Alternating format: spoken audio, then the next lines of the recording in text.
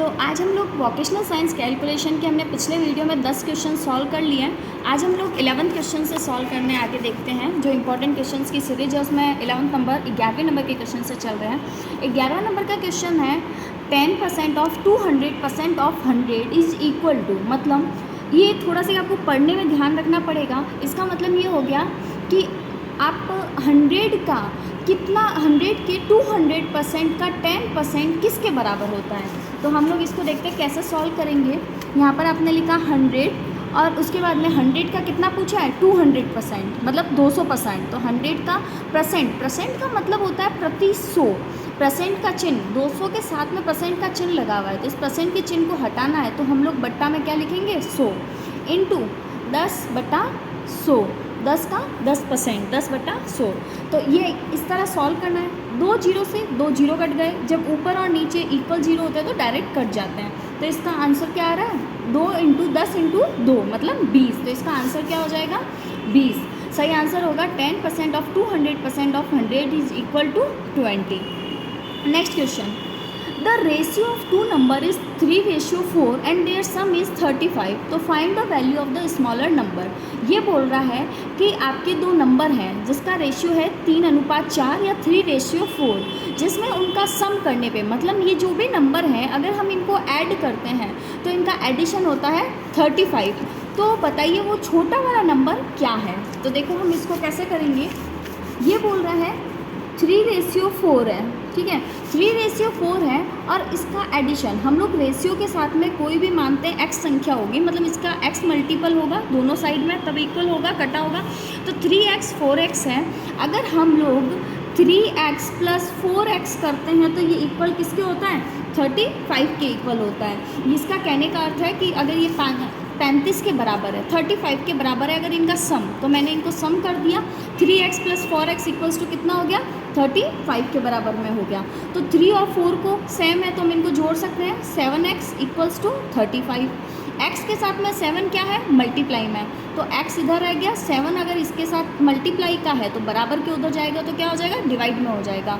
तो 35 divide by 7 मतलब 5। तो x बराबर क्या हो जाएगा 5 हो जाएगा।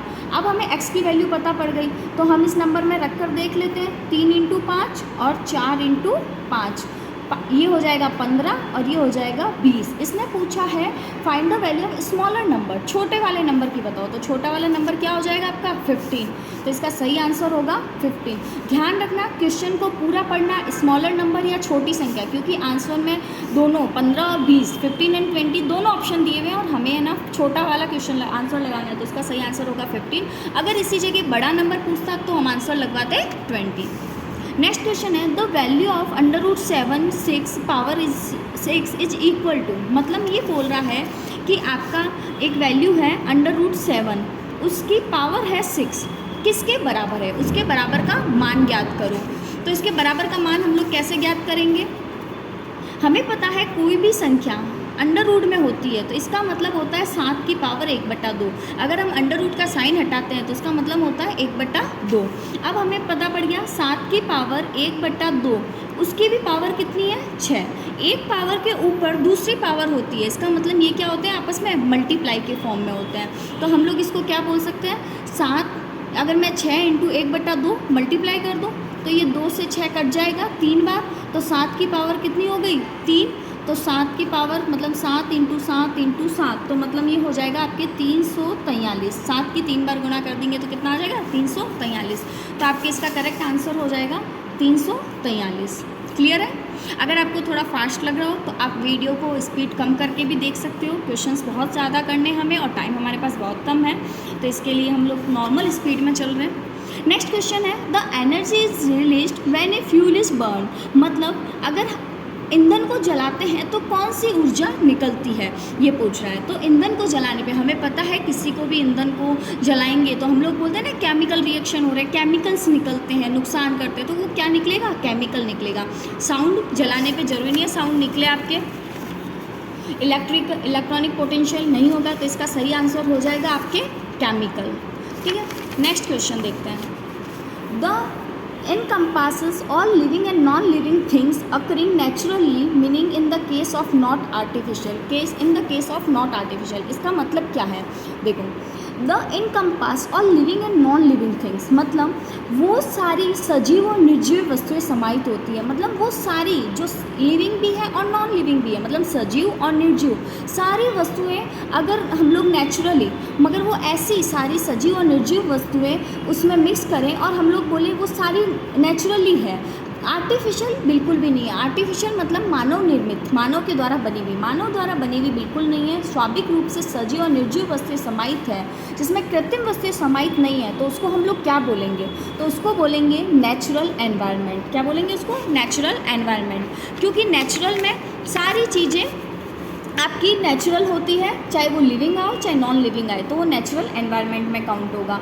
इसमें आर्टिफिशियल एनवायरनमेंट वो होता है जो मानव के द्वारा निर्मित किया जाता है। आर्टिफिशियल एनवायरनमेंट जिसमें आप मानव के द्वारा नेचुरली नहीं बनता है, मानव किसी चीज़ को बनाता है, मैन मेड, वही बात हो गई। तो इसका आंसर होगा natural environment. Which of the following is the main objective of communication? Communication का मेन ऑब्जेक्टिव क्या होता है? तो हम लोग कम्युनिकेशन क्यों करते हैं, हमें ही पता है। क्या मेन कम्युनिकेशन मतलब ये दो कोई पर्सन्स हैं तो ये एक दूसरे से बात कर रहे हैं, किसी मीडियम के थ्रू बात भेज रहे हैं, या किसी दो से अधिक लोगों का आपस में कनेक्टिविटी होता है, वो क्या कहलाता है? कम्युनिकेशन। तो कम्युनिकेशन का मेन उद्देश्य क्या है, ये पूछना चाह रहा है, हम लोग कम्युनिकेशन क्यों करते हैं? तो इन्फॉर्मेशंस को शेयर करने के लिए और परसेप्शन के लिए, किसी उद्देश्य को लेके ही हम किसी से बात करते हैं, या फिर हमारी कोई इन्फॉर्मेशन होती है उसको शेयर करने के लिए हम लोग ये कम्युनिकेशन का काम करते हैं। कंट्रोल जरूरी नहीं है आपके कम्युनिकेशन में कंट्रोल हो या स्किल हो, पर्सनालिटी डेवलपमेंट हो, जरूरी नहीं है। नीड पे ही हम जरूरी नहीं है कम्युनिकेशन करते हैं। तो कम्युनिकेशन का सही आंसर होगा, कम्युनिकेशन करने का मेन ऑब्जेक्टिव है इन्फॉर्मेशन और परसेप्शन के लिए।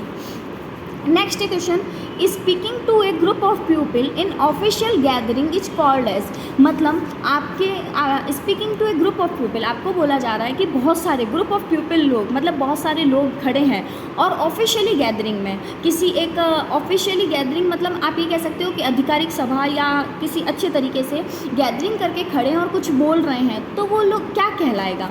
तो हमें पता है कि अगर ऑफिशियली वर्ड आ गया है, हम लोग ऑफिशियली कहीं खड़े हैं और कुछ बोल रहे हैं या कुछ बता रहे हैं, तो उसको बोलते हैं प्रेजेंट करना। मगर हम लोग क्या कर रहे हैं? ऑरल प्रेजेंटेशन कर रहे हैं, क्योंकि हम लोग सिर्फ स्पीकिंग कर रहे हैं। स्पीकिंग का मतलब है बोलना, और बोलकर कर रहे हैं तो उसको बोलते हैं ऑरल प्रेजेंटेशन। विजुअल में कोई भी चीज़ों को, विजुअल का मतलब होता है दिखना, कोई भी चीज़ों को दिखा के जो प्रेजेंटेशन की जाती है वो होती है विजुअल प्रेजेंटेशन। कोई भी चीज़ को सुनना है, जैसे गाना वगैरह हो गया, तो वो ऑडियो प्रेजेंटेशन, या कोई आपके पास वॉइस मैसेज है तो वो ऑडियो प्रेजेंटेशन में आ जाएगा। कोई आपके पास पिक्चर, पीपीटी या कुछ फोटोज़ दिखाए जा रहे हैं तो वो विजुअल प्रेजेंटेशन में आ रहा है। मगर क्वेश्चन में है speaking to a group of people, मतलब वो पीपल्स क्या कर रहे हैं? बोल रहे हैं, तो उनको क्या बोलेंगे? Oral presentation. What does the following picture represent? Picture क्या रिप्रेजेंट करती है?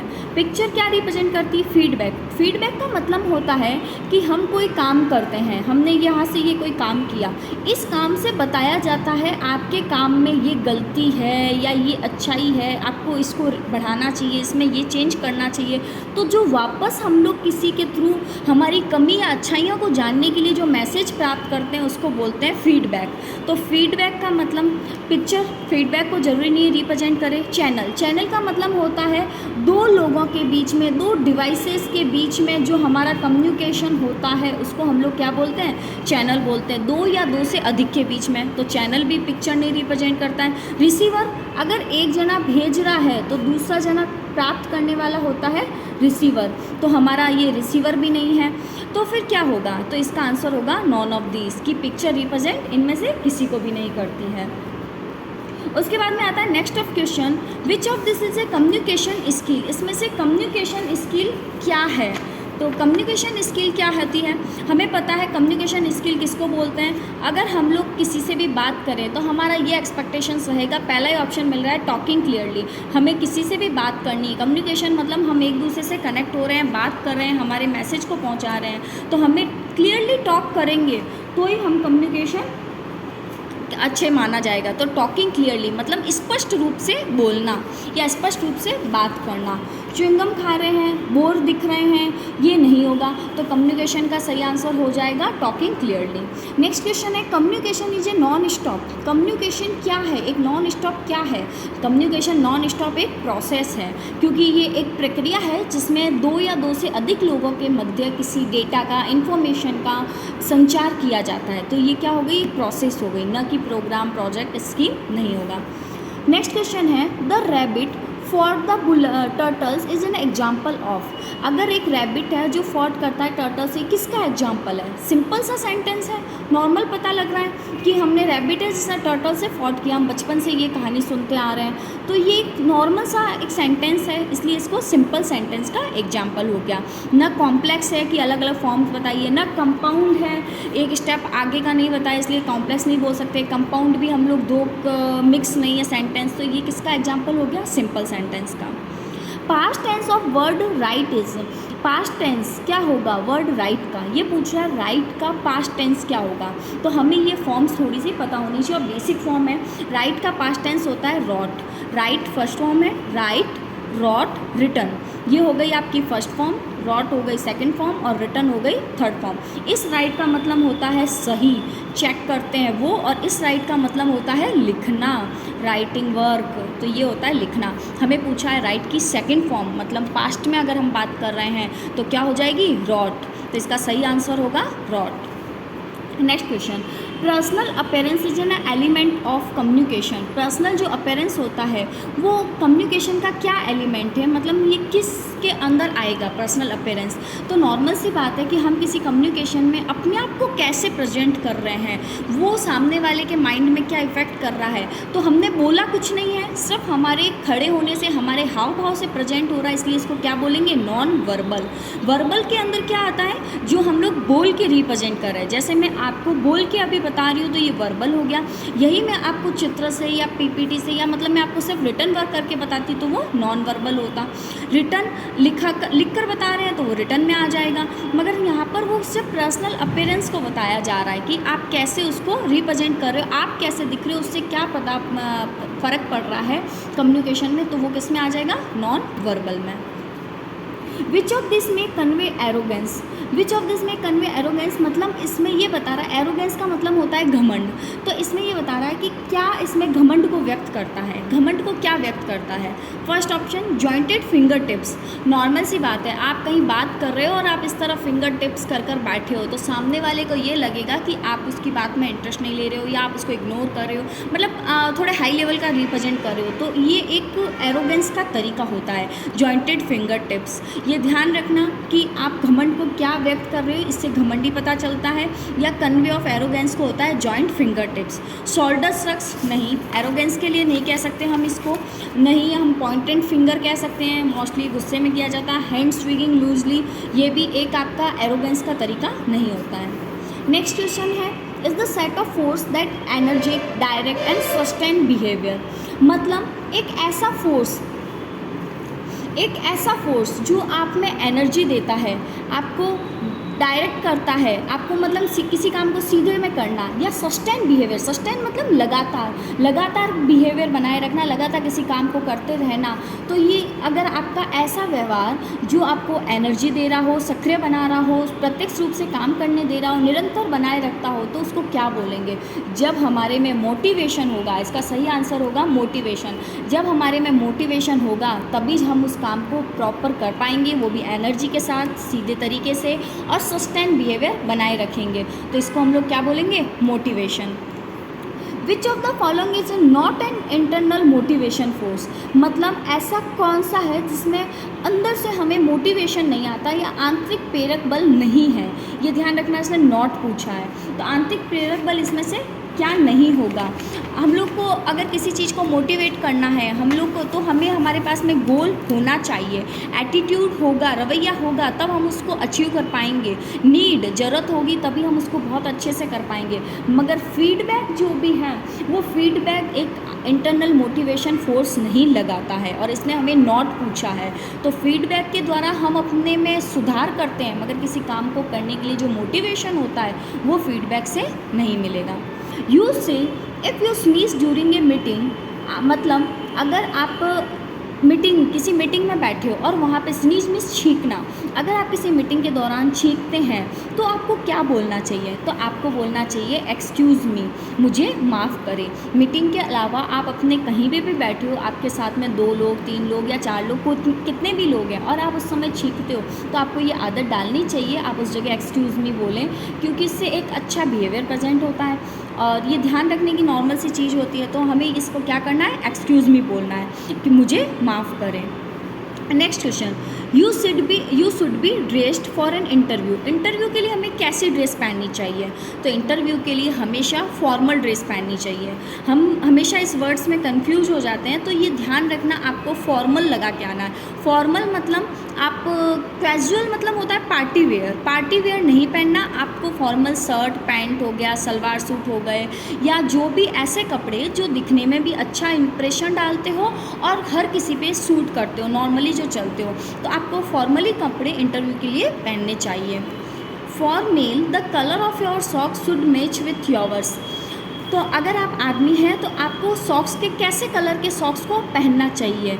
तो अगर सॉक्स का हमें कलर चूज़ करना हो तो ये ध्यान रखना, आपको अपने ट्राउजर पैंट के कलर के सॉक्स यूज करने चाहिए। ये एक अच्छा इंप्रेशन डालते हैं। आपके शूज़ के कलर के नहीं, आपको अपने शर्ट के या टाई के कलर के, शर्ट हो गया टाई हो गया, इनके कलर के कभी नहीं पहनने चाहिए। आपको आपकी जो ट्राउजर होती है, पैंट होती है, उसके कलर के पहनने चाहिए। Next question, the collar of a formal men's sweater is. भाई नॉर्मल सी बात है, आप अगर कहीं जॉब कर रहे हो तो अब आपको स्वेटर, सर्दी आएगी तो स्वेटर भी पहनना पड़ेगा। तो फॉर्मल आदमियों के स्वेटर किस टाइप के होने चाहिए? तो उनका होना चाहिए वी शेप्ड का। जो वी शेप्ड वाले स्वेटर्स रहते हैं ये एक फॉर्मल स्वेटर के अंदर आया करते हैं। तो आपको कैसे स्वेटर पहनने? वी शेप्ड के स्वेटर पहनने चाहिए जो फॉर्मल स्वेटर के अंदर आते हैं। Next question, men's round neck T shirt is. पुरुषों में जो गोल टी शर्ट होती है, गोल गर्दन की टी शर्ट्स होती है, वो कौन सी टाइप की टी शर्ट होती है? Casual, semi formal, formal, none of this. ऐसी टी शर्ट्स को हम लोग कैजुअल बोलते हैं। ये कैजुअल टी शर्ट्स होती है। कैजुअल मतलब आप स्पोर्ट्स में पहन के जा रहे हो, आपने नॉर्मल डेली वेयर में पहन रखा है, घर में पहन रहे हो या वॉकिंग पे जा रहे हो तब पहन रहे हो, या अच्छी है थोड़ी तो आप पार्टी वेयर्स में पहन रहे हो, बट सेमी फॉर्मल या फॉर्मल नहीं हो। फॉर्मल में आपकी टी शर्ट्स नहीं आएगी गोल गले की, ये चीज़ ध्यान रखना। फॉर्मल जो आप इंटरव्यू के अंदर ड्रेसिंग्स पहन के जा रहे हो वो। Structured interview is also called. Structured interview को क्या कह सकते हैं? तो स्ट्रक्चर्ड इंटरव्यू मतलब ऐसे इंटरव्यू जो पहले से संरचित है, पहले से उनकी एक संरचना बन रखी है, इसी तरह लेना है, तो ऐसे इंटरव्यू को बोलते हैं नॉन डायरेक्टिव इंटरव्यू। मतलब आपके डायरेक्ट इंटरव्यू नहीं लिया हुआ है, उनकी पहले से संरचना डिसाइडेड है, आपको वैसे इंटरव्यू देना है, तो ऐसे इंटरव्यू को बोलते हैं non directive interview. Which of this document need not be in your interview file. ऐसा कौन सा इनमें से डॉक्यूमेंट्स है जो आपकी इंटरव्यू फाइल में नहीं होना चाहिए? तो इंटरव्यू फाइल में के अंदर पहला है फैमिली फ़ोटो। ऑब्वियसली बात है आपको फैमिली फ़ोटो नहीं रखना है आपके डॉक्यूमेंट्स में। डिग्री सर्टिफिकेट्स बिल्कुल नेसेसरी है क्योंकि आपको जॉब डिग्री सर्टिफिकेट के अकॉर्डिंग दी जाती है। इंटरव्यू लेटर, हम बड़ी कंपनीज़ में जब जाते हैं तो डायरेक्ट हम लोग नहीं जा सकते, इंटरव्यू लेटर लेके जाते हैं, उसी के अकॉर्डिंग हमें अपॉइंटमेंट मिलती है। तो इंटरव्यू लेटर आपको होना चाहिए, मगर फैमिली फ़ोटो का हमारी इस फाइल में कोई ज़रूरत नहीं होती है। Next question, which of the following is a quality of important in a group discussion. Group discussion में कौन सी क्वालिटी इंपॉर्टेंट रोल रखती है? इमोशनल स्टेबिलिटी, एग्रेसिवनेस, हॉस्टिलिटी और इग्नोरनेस। तो ये ध्यान रखना, आप कभी ग्रुप में बात कर रहे हो, ग्रुप में कोई चीज़ का डिस्कशन कर रहे हो, समूह में चर्चा कर रहे हो, तो इसको बोलते हैं इमोशनल स्टेबिलिटी। मतलब हमें भावनात्मक स्थिरता रखनी चाहिए, हमें अपने आप पे कंट्रोल होना चाहिए। कोई सामने वाला बोल रहा है तो उसकी बात भी सुननी चाहिए, उसकी बात को समझना भी चाहिए। एग्रेसिवनेस नहीं होना चाहिए, मतलब किसी ने भी कुछ बोला और हम उससे युद्ध करने बैठ जाएं, नहीं। हॉस्टिलिटी, शत्रुता किसी से नहीं रखनी है, किसी को इग्नोर भी नहीं करना है। Next question, in a group discussion we should be. हम लोग अगर ग्रुप डिस्कशन कर रहे हैं तो हमें क्या होना चाहिए? हमें मतलब किस तरह अपने आप को रिप्रेजेंट करना चाहिए, तो हमें कैसा होना चाहिए? तो तो इसका सही आंसर होगा असर्टिव। असर्टिव का मतलब होता है स्वीकारात्मक। मुखर लिखा हुआ है, मुखर भी इसका अर्थ होता है, मगर इसका एग्जेक्टिव मतलब हम इस लाइन के अकॉर्डिंग कह सकते हैं स्वीकारात्मक। जी अगर हम लोग ग्रुप डिस्कशन में बात कर रहे हैं तो हमें स्वीकारात्मक होना चाहिए, मतलब हमें हर बात को स्वीकार करना है, और हम उसके अगर पक्ष या विपक्ष में बोल रहे हैं तो पहले उस चीज़ को हम लोग स्वीकार करेंगे, उसके बाद ही हम लोग उसके बारे में जजमेंट देंगे। तो हमें असर्टिव होना चाहिए, स्वीकारात्मक होना चाहिए। सब्जेक्टिव तो हम सब्जेक्ट पे डिस्कशन ऑलरेडी कर रहे हैं। डोमिनेटिंग मतलब किसी पे हावी होना या अपना ही चलाना, वो नहीं होना चाहिए। कंफ्यूज नहीं होना चाहिए, हर चीज़ को लेके हमें अपने आप पे कॉन्फिडेंस रखना चाहिए। Next question, the ideal group usually consist of participants. Ideal group usually मतलब ऐसे समूह आमतौर पर किस में प्रतिभागी होता है। कंसिस्ट ऑफ पार्टिसिपेंट किस में मतलब ऐसे ग्रुप्स जिनको हम लोग आमतौर पे माना जाता है, ग्रुप्स मानते हैं, या फिर हम लोग कह सकते हैं कि ये अच्छा एक ग्रुप है। तो ग्रुप में ऐसे कितने लोग होने चाहिए मिनिमम जिसको एक अच्छा ग्रुप मान सकते हैं? तो 8 से 10 लोग, 8 to 10 लोग का 8 to 10 पर्सनस का जो ग्रुप होता है उनको एक तरफ से आइडल ग्रुप माना जाता है। विच of the following is not advantage of time management. Time management का क्या एडवांटेज नहीं है, मतलब समय प्रबंधन, हम लोग समय का प्रबंध करके चलते हैं तो उसके क्या फ़ायदे नहीं हैं। ध्यान रखना, ये नोट करके हमें कंफ्यूज कर देता है। हम अगर नोट को इग्नोर कर दें, छोटा सा सब नहीं पढ़ें तो आंसर एकदम अपोजिट हो जाएगा। तो आपको ध्यान रखना है कि टाइम मैनेजमेंट की क्या फ़ायदे नहीं हैं। पहला, मिस डेडलाइन। तो क्या हम डेडलाइन को मिस कर देंगे? अगर हम टाइम मैनेजमेंट करके चलते हैं तो हमारा इसका ये एडवांटेज नहीं है। ये गलत बोल रहा है, क्योंकि ये तो सबसे बड़ा अच्छा एडवांटेज है। हम डेडलाइन को तो मिस करेंगे ही नहीं अगर हमारा टाइम मैनेजमेंट होगा तो। ग्रेटर प्रोडक्टिविटी एंड इफ़िशियंसी, अगर आपका समय प्रबंध अच्छा है, आपने अच्छा टाइम मैनेजमेंट किया है तो ऑब्वियसली आपकी इफ़िशियंसी और प्रोडक्टिविटी अच्छी होगी। ए बेटर प्रोफेशनल रेपुटेशंस, आपका अगर टाइम पे काम है तो आपकी रेपुटेशंस भी बढ़ेगी और आपको लेस स्ट्रेस मतलब आपको टेंशन भी कम होगी। तो इसका आंसर हो जाएगा not an advantage of time management, miss deadlines. मतलब हम लोग डेडलाइंस को मिस नहीं करेंगे, ये एक एडवांटेज है, न कि not advantage. Is the process of organize and planning how to divide your time between specific activities. हम लोग is the process of organizing and planning how to divide your time between specific activity, मतलब हम कोई विशिष्ट गतिविधियों के बीच अपने समय को कैसे विभाजित और व्यवस्थित करने की जो प्रक्रिया होती है उसको क्या बोलते हैं। मतलब हमारे पास बहुत सारे काम हैं, हमारे को अलग अलग गतिविधियाँ में अलग अलग प्रोसेसेस हैं, तो उनके बीच में जो हम टाइम डिवाइड करते हैं तो उसको क्या बोलेंगे? तो उसको बोलेंगे टाइम मैनेजमेंट। टाइम का प्रबंध करना, टाइम को मैनेज करना। Next question, which of the following is a quality of good entrepreneur. Entrepreneurship की एक अच्छी क्वालिटी क्या होती है? तो एंटरप्रेन्योरशिप की एक अच्छी क्वालिटी क्या होती है देखते हैं। क्रिएटिविटी, यस, ये सबसे बड़ी क्वालिटी होती है, क्योंकि एक उद्यमी मतलब जो बिज़नेस कर रहा है उसको रचनात्मक क्रिएटिविटी होना बहुत ज़रूरी है, तभी वो अपने बिजनेस में ड्रास्टिक चेंजेस कर सकता है, न्यू चेंजेस ला सकता है। लेजीनेस नहीं, बिल्कुल भी नहीं। अगर लेजीनेस होगा तो उसका बिजनेस में बहुत प्रॉब्लम्स हो जाएगी। क्लोज माइंडेड नहीं, उसको ओपन माइंडेड होना चाहिए, नई नई स्कीम्स अगर तभी आ पाएगी उसके दिमाग में। नॉट डिटर्मिनेड, तो इसका सही आंसर हो जाएगा आपके कि आपका क्रिएटिविटी होनी चाहिए एक अच्छे एंटरप्रेन्योर को। Wage is the related to which of the following factor of productions. जो ये वेज है, वेज मतलब मजदूरी। हम लोग किसी को भी काम करवाते हैं तो उसके एवज में जो पैसा रुपए देते हैं या कुछ देते हैं तो उसको क्या बोलते हैं? मजदूरी। तो ये किस फैक्टर से, प्रोडक्शंस के किस फैक्टर से रिलेटेड है, किस फैक्टर से बिलोंग करता है? तो इसको किससे बोलेंगे हम लोग? लेबर से। हम लोग लेबर को ही वेजेस दिया करते हैं, तो इसका सही आंसर होगा लेबर। क्योंकि कैपिटल तो हम इन्वेस्ट करते हैं, लैंड का हम रेंट पे करते हैं, एंटरप्राइज में ये सारे काम होते हैं, तो वेज किसको दी जाती है? लेबर को।